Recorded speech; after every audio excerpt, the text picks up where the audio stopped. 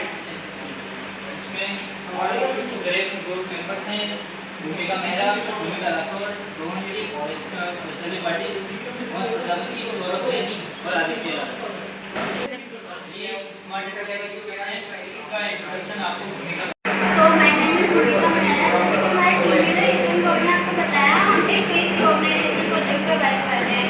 ये project attendance system से based है, तो इसका इंट्रोडक्शन मैं आपको बताती हूँ। इसके इंट्रो में ये है कि जो ट्रेडिशनल अटेंडेंस सिस्टम है जो पीढ़ी दर पीढ़ी चला आ रहा है, जैसे कि कोई फॉर्मेट लगा के एंट्री लेता है, कोई सिग्नेचर से लेता है, कोई आईडीज होता है, तो अभी ये नया सिस्टम चल रहा है। इसमें ये है कि हम प्रोजेक्ट पर वर्क कर रहे हैं, उसमें ये होगा कि आपको फेस रिकॉग्नाइजेशन होगा। जो हम आपकी जो आईडी बनेगी और जो मॉनिटर होगा, तो आप जब मॉनिटर के सामने खड़े होंगे तो वो आपका फेस एक क्लिक करेगा, एक फोटो क्लिक करेगा और उसके पास आपकी डिटेल्स फाइल्स में पहले से सेव होगा।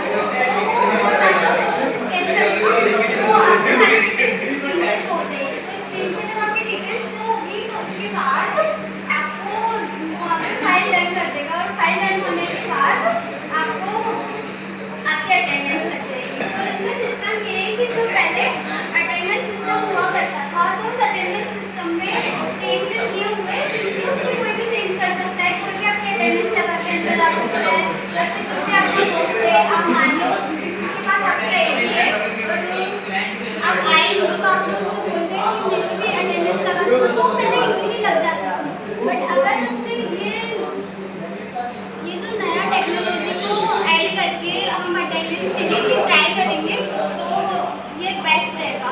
तो हमने इसीलिए इसको वर्क करने को ट्राई किया है। हमारा एक फाइनल प्रोजेक्ट है, हम इसमें 8 लोग हैं। तो हमारा जो ये प्रोजेक्ट है ये इसी के बेस पे चल रहा है कि हमें कोई भी परेशानी का या फिर किसी भी फेक रिकॉग्नाइजेशन का ज़रूरत नहीं पड़े। एक फेस और एक फिजिकली अटेंडेंस लगेगी। इससे क्या है, एक फिजिकल अटेंडेंस लगेगी। पहले जो होता था वो मैनुअली लगती थी, उसमें प्रोडक्ट्स अटेंडेंस का सिस्टम हुआ करता था, उसको कोई भी चेंज कर सकता था। हमारे यही है कि इस प्रोजेक्ट को करने के बाद हम किसी परेशानी का सामना करना पड़े और नॉर्मली ये चीज़ हमारे इंस्टीट्यूट में बड़े बड़े कॉलेजेस में और इंडिया के बाहर तो बहुत वायरल है, ये चीज़ें नॉर्मल है। तो थैंक यू। मैं आगे भूमिका राठौर को बुलाना चाहूँगी, ये आपको आगे के बारे में जैसा कि मेरे ग्रुप मेंबर भूमिका मेहरा ने आपको बताया कि हम फेस रिकॉग्निशन सिस्टम पर वर्क करने वाले हैं जो कि स्मार्ट अटेंडेंस टेक्नोलॉजी पर बेस्ड है। मैं आपको इसके कुछ इंपॉर्टेंट पार्ट्स के बारे में बताने वाली हूँ जिनका यूज़ करके हम हमारा फेस रिकॉग्निशन सिस्टम बनाने वाले हैं। तो जो हमारा फेस रिकॉग्निशन सिस्टम जो हम हमारा प्रोजेक्ट बनाने वाले हैं उसके जो इम्पोर्टेंट पार्ट्स है उसमें 3 इम्पोर्टेंट पार्ट्स है, hardware requirement, software requirement, network requirement. Hardware requirement के बारे में मैं आपको समझा दूँ। हार्डवेयर रिक्वायरमेंट के रूप में हम सबसे पहले एक अच्छी क्वालिटी के कैमरे का यूज़ करने वाले हैं जो कि जो स्टूडेंट हैं उनके फेस को अच्छे से कैप्चर करें। सेकेंडली हम एक सर्वर का यूज़ करने वाले हैं, एक स्ट्रॉन्ग सर्वर का यूज़ करने वाले हैं जिससे जो डाटा है वो ईजीली और फास्टली प्रोसेस हो सके। थर्ड हम अच्छी स्टोरेज का यूज़ करेंगे जिसमें कि जो इमेज और अटेंडेंस है वो स्टोरेज हो। सेकेंडली मैं आपको बताने वाली हूँ सॉफ्टवेयर रिक्वायरमेंट के बारे में। सॉफ्टवेयर रिक्वायरमेंट में हम यूज़ करने वाले हैं अच्छे डाटाबेस का जिससे कि जो हमारी अटेंडेंस है वो एक जगह पे सेव हो सके। सेकेंडली इसके बाद हम यूज़ करने वाले हैं इसमें जो अटेंड फेस है उसको डिटेक्ट करने के लिए और उसको रिकॉग्नाइज करने के लिए हम कुछ लाइब्रेरीज का यूज़ करते हैं जिससे कि जो स्टूडेंट का फेस है वो इजीली डिटेक्ट हो सके, रिकॉग्नाइज हो सके।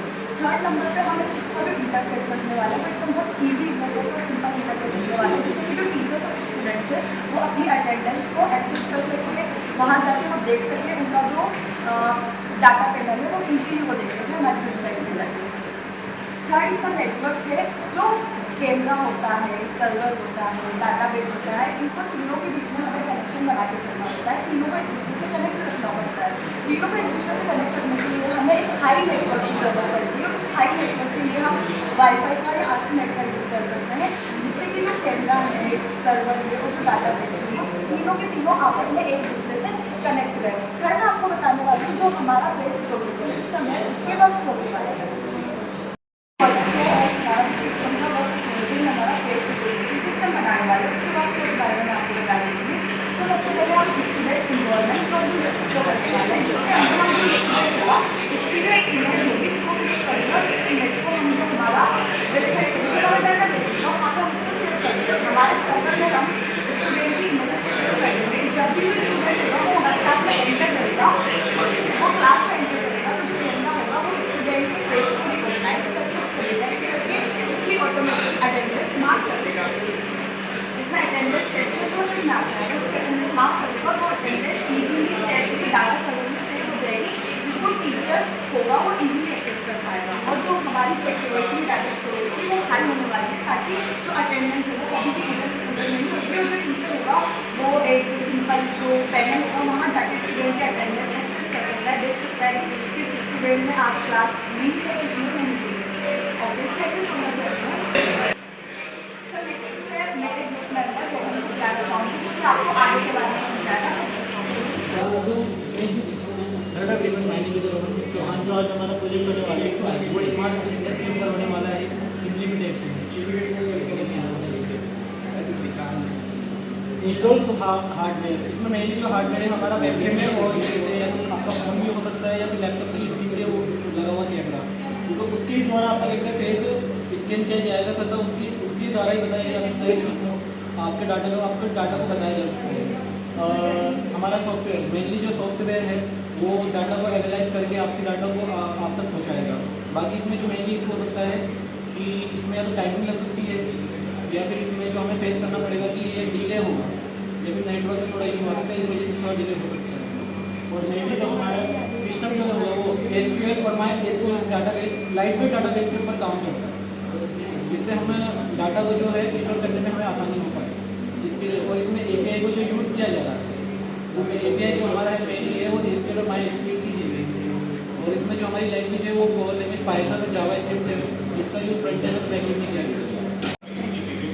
चैलेंजेस जो मेनली हमें फेस करते हैं वो हमारे वेबकैम में इशू हो सकता है या फिर हमारे सॉफ्टवेयर में डिले हो सकता है, या तो आपका वेबकैम अगर उसका या लाइटिंग है तो उसमें गलत लगा हुआ है तो फेस आपका स्क्रीन नहीं हो पाएगा, जिसकी वजह से आप डाटा को नहीं दे या डाटा शो नहीं कर पाएगा। और सॉफ्टवेयर में लोड या फिर कहीं मल्टीपल यूज़र होते हैं, इसकी वजह से ये भी होता है कि मल्टीपल यूज़र होने के कारण डाटा को प्रोसेस करने में टाइम लगता है। हमें अपने ग्रुप मेंबर बन good morning everyone, my name is मस प्रजापति एंड मैं एसएम प्रोजेक्ट ग्रुप से हूँ। मैं टॉपिक है advantage of smart attendance system. Advantage of smart attendance system के बहुत से फायदे हैं, जैसे आजकल स्कूल कॉलेज ऑफिस में यह बहुत पॉपुलर है। स्मार्ट अटेंडेंस सिस्टम के फायदे, यह अटेंडेंस में टाइम नहीं लेता, यह फ्यू सेकेंड में अटेंडेंस ले लेता है और यह ह्यूमन मिस्टेक्स को अवॉइड करता है, जैसे कि किसी का गलत नाम को मार्क करना। यह डेली और मंथली अपनी सिस्टम तैयार करता है, इसमें कोई रजिस्टर या पेपर का यूज नहीं होता है। यह एनवायरमेंट फ्रेंडली होता है, इसमें डाटा से सिक्योर होता है, किसी प्रकार की चीटिंग नहीं होती है और यह यूजर फ्रेंडली होता है, फ्रेंडली होता है। इसमें स्टूडेंट्स और टीचर आसानी से इसका यूज़ कर सकते हैं। इसमें लाइन में खड़े होकर अटेंडेंस देने की जरूरत नहीं होती, इसमें CCTV कैमरा अपने आप अटेंडेंस कैप्चर कर देता है, लाइव अटेंडेंस करता है, जिससे टीचर एट द टाइम में पता लगा सकता है कि स्टूडेंट कौन सा प्रोजेक्ट है या अब मैं सौरभ सेठी को बुलाना चाहता हूँ। प्रोजेक्ट ग्रुप 4 का मेंबर हूँ, जिसका लीडर है मिस्टर रिपोर्ट। और जैसा कि आपको पहले आपने ने बताया प्रोजेक्ट से रिलेटेड मैं आपको आगे की जानकारी देना चाहता हूँ स्टडीज़ के बारे में। तो इस प्रोजेक्ट में रिलेटेड केस स्टडीज़ के बारे में इसका सक्सेसफुल इम्प्लीमेंटेशन कहाँ पे हुआ, कैसे इसका यूज़ किया जाता है एंड इससे अपन को क्या बातें सीखने को मिलती है, इसके बारे में आपको बताना चाहिए। तो सबसे पहले अपन आते हैं कि सक्सेसफुल इम्प्लीमेंटेशन के बारे में कहाँ पर इस चीज़ को यूज़ किया गया और कैसे इसका इस्तेमाल हुआ। तो मैं बताना चाहता हूँ एजुकेशन इंस्टीट्यूशन जहाँ तक बात आती है इसको यूज़ करने के लिए, तो कॉलेजों में इसका यूज स्मार्ट अटेंडेंस के तौर पर किया जाता है, जहाँ पर अटेंडेंस को लेकर डिजिटल फॉर्म में अटेंडेंस दी जाती है, जो बहुत ही लेंथी होता है, उसमें बहुत ज़्यादा टाइम कंज्यूम होता है। तो इसी को लेकर face recognition smart attendance system को बनाया गया है, जिससे अटेंडेंस को लेना बहुत आसान हो गया। इसमें टाइम का बहुत बचत होती है और बहुत सारे स्टूडेंट की अटेंडेंस को एक साथ किया जा सकता है। जिससे टाइम कम कंज्यूम होता है और एरर की बहुत ही कम संभावना होती है। और आगे बात करें तो अपन कॉर्पोरेट सेटिंग की, जहाँ तक बड़ी बड़ी कंपनियों की बात आती है तो वहाँ पर बहुत सारे एम्प्लॉय होते हैं, जहाँ पर एक साथ उनके अटेंडेंस को लेना बहुत चुनौतीपूर्ण कार्य रहता है। तो ऐसे में इस स्मार्ट अटेंडेंस सिस्टम ऑर्गेनाइजेशन को अपनाया गया, जिससे अटेंडेंस लेना बहुत आसान हो गया। बहुत सारे एम्प्लॉयज आसानी से अटेंडेंस को कर सकते हैं और इसको एक जगह से ही मेंटेन किया जा सकता है। तो जहाँ तक आगे बात आती है, इसका टैग महिंद्रा में भी इसका उपयोग किया जाता है, जहाँ पर उसके एम्प्लॉयज में बहुत सारे एम्प्लॉयज होते हैं और उनके अटेंडेंस को मैनेज करना बहुत चुनौतीपूर्ण कार्य रहता है। तो इसी को देखते हुए उन्होंने फेशियल इंटीग्रेशन को इंटीग्रेट किया, जिससे उनके एम्प्लॉयज़ की अटेंडेंस को आसानी से मैनेज किया जा सकता है और ये सब कार्य सिर्फ एक जगह से ही पॉसिबल होता है, जिससे एरर डिटेक्शन इससे एरर का खतरा बहुत ही कम हो जाता है और आसानी से उनकी अटेंडेंस को ली जा सकती है। आगे बात आती है इवेंट्स एंड कॉन्फ्रेंस की, जहाँ पर एक इवेंट में बहुत सारे एम्प्लॉयज़, बहुत सारे कैंडिडेट्स होते हैं, जहाँ की उनके अटेंडेंस को मैनेज करना बहुत मुश्किल होता है। इसी को ध्यान में रखते हुए स्मार्ट अटेंडेंस सिस्टम को इंटीग्रेट किया गया वहाँ पर, जिससे उनके अटेंडेंस को सिर्फ एक जगह से ही मेंटेन किया जा सकता है और इस एरर का बहुत कम चांसेस होती हैं। तो जहाँ तक चुनौतियों की बात आती है, धन फेलियर के कारण इस टेक्नोलॉजी को शुरू में रेजिस्टेंट मिला है, लेकिन बाद में स्मार्ट टेक्नोलॉजी होने के कारण बाद में लोगों द्वारा इसे अपना लिया गया। अतः आगे बात आती है सिस्टम स्केलेबिलिटी, जहाँ पर बहुत सारे स्टूडेंट होते हैं तो इस एक कैमरे द्वारा इतने सारे फेसेस को रिकॉग्नाइज करना बहुत कठिन होता है। इसके लिए हमें बेस्ट क्वालिटी के कैमरा चाहिए होंगे जो ज़्यादा से ज़्यादा फेसेस को डिटेक्ट कर सके और अटेंडेंस को सुनिश्चित कर सके, इससे एरर का खतरा बहुत कम होता है। और आगे बात आती है फीडबैक मैकेनिज्म की। अधिक से अधिक फीडबैक के कारण हम क्या कर सकते हैं कि इसको आगे जाके बहुत ही ज़्यादा आगे जाके डेवलप कर सकते हैं, जिससे इसका उपयोग आसानी से हो सके। और इसी के साथ मैं आगे आदित्य को इनवाइट करना चाहूँगा जो इस प्रोजेक्ट से रिलेटेड आपको आगे की जानकारी दें। Thank you. Good morning, my name is Aditya Raj और मैं टॉपिक कवर करूँगा फ्यूचर ट्रेंड्स। इसमें हम जानेंगे कि फेस रिकग्निशन सिस्टम का आगे क्या स्कोप है और कैसे हम इसको और एनहांस कर सकते हैं। तो face recognition with AI and machine learning integration, हम फेस रिकग्निशन को आगे चल के एआई और मशीन लर्निंग को और इम्प्रूव कर सकते हैं और एआई को इंटीग्रेट कर सकते हैं इसमें, जिससे इसकी एक्यूरेसी और प्राइवेसी और एफिशिएंसी पे इम्प्रूवमेंट होगी। साथ ही इसमें एल्गोरिथम के परफॉर्मेंस को भी एनहांस कर सकते हैं, जिससे रियल टाइम डाटा ट्रांसफर का एक्यूरेसी और इंक्रीज होगा और साथ ही में कोई ह्यूमन एरर्स में प्रॉब्लम्स नहीं होंगी। बियॉन्ड अटेंडेंस ट्रैकिंग, इसमें हम ये जानते हैं कि फेस रिकग्निशन सिस्टम का सिर्फ अटेंडेंस ट्रैकिंग से कोई रिलेशन नहीं है, इसको अलग अलग सेक्टर्स में भी यूज़ कर सकते हैं, जैसे कि finance, health care and event management, जिससे सिस्टम की एक्यूरेसी बहुत इम्प्रूव होती है और साथ ही में ह्यूमन एरर्स की कोई प्रॉब्लम नहीं होती है।